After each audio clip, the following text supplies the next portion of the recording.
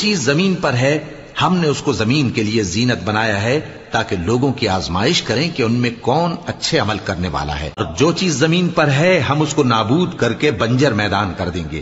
اسی طرح ہم نے لوگوں کو ان کے حال سے خبردار کر دیا تاکہ وہ جانیں کہ اللہ کا وعدہ سچا ہے، اور یہ کہ قیامت جس کا وعدہ کیا جاتا ہے اس میں کچھ شک نہیں۔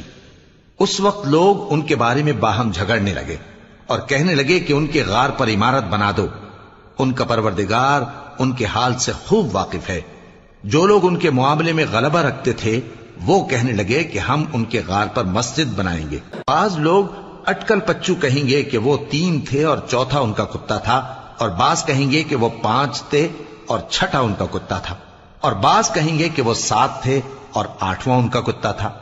کہہ دو کہ میرا پروردگار ہی ان کے شمار سے خوب واقف ہے، ان کو جانتے بھی ہیں تو تھوڑے ہی لوگ جانتے ہیں۔ اور کسی کام کی نسبت نہ کہنا کہ میں اسے کل کر دوں گا، مگر انشاءاللہ کہہ کر، یعنی اگر اللہ چاہے تو کر دوں گا، اور جب اللہ کا نام لینا بھول جاؤ تو یاد آنے پر لے لو۔